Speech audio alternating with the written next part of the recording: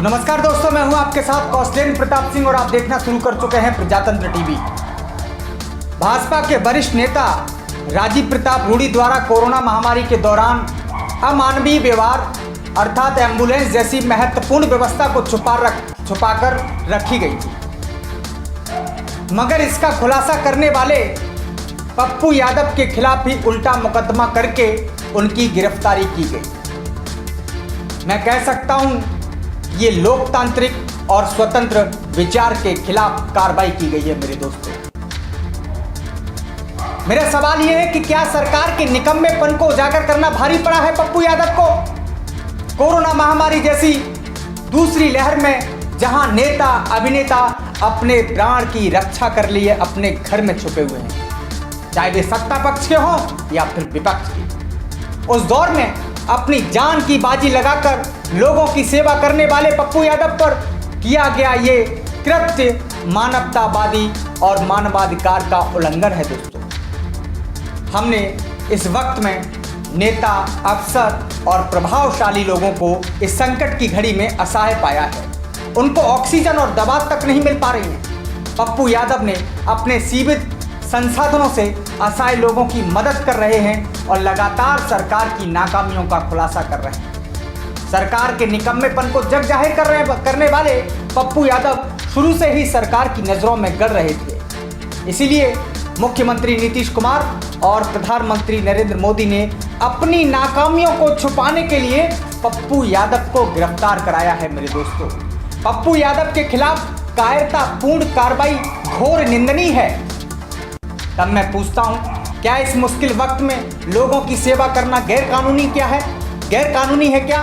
Supreme court ने corona महामारी को राष्ट्रीय इमरजेंसी का दर्जा दिया है, राष्ट्रीय इमरजेंसी कहा है।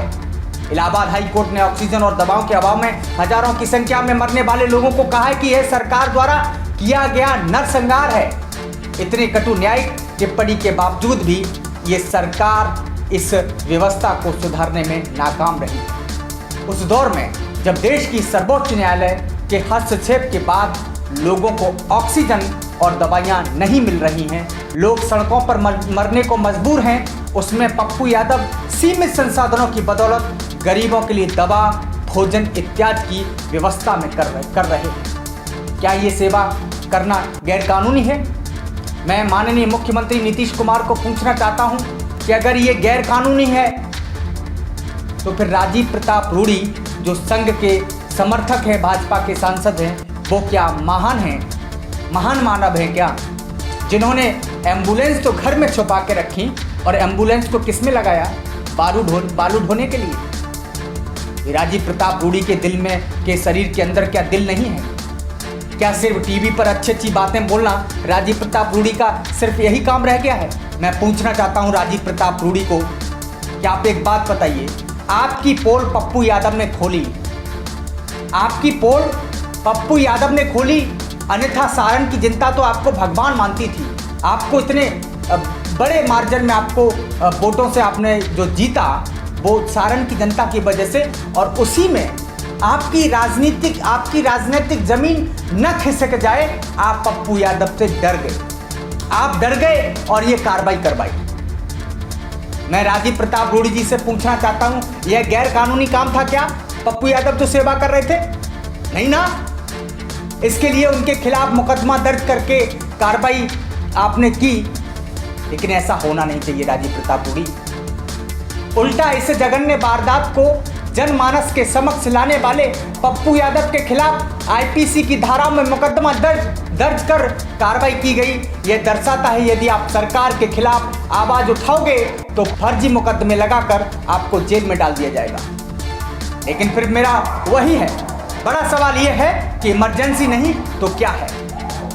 मुझे लगता है कि इस कार्रवाई में भाजपा के बड़े नेताओं के दबाव में यह कार्रवाई की गई।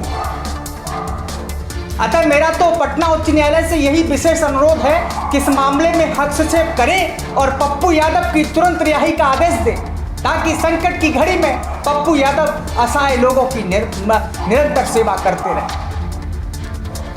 पप्पू यादव का जो भी आपराधिक 32 साल 40 साल पहले पुराना रिकॉर्ड रहा हो उसे छोड़िए, क्योंकि मैं एक ही बात कहता हूं, भूतकाल से वर्तमान नहीं बनता है, वर्तमान से भविष्य अवश्य बनता है। और मैं तो बिहार की जनता से अपील करूंगा और देश की जनता से अपील करूंगा कि ऐसे नेताओं को पहचानिए जो एम्बुलेंस अपने घरों में रखते हों, टीवी पर आके बड़ी बड़ी और मीठी मीठी बातों से झुठलाकर जनता को बहलाते फुसलाते हों, वोट पाते हों। और पप्पू यादव जैसे नेताओं को लोकसभा विधानसभा में होना चाहिए। बहुत बहुत शुक्रिया। धन्यवाद।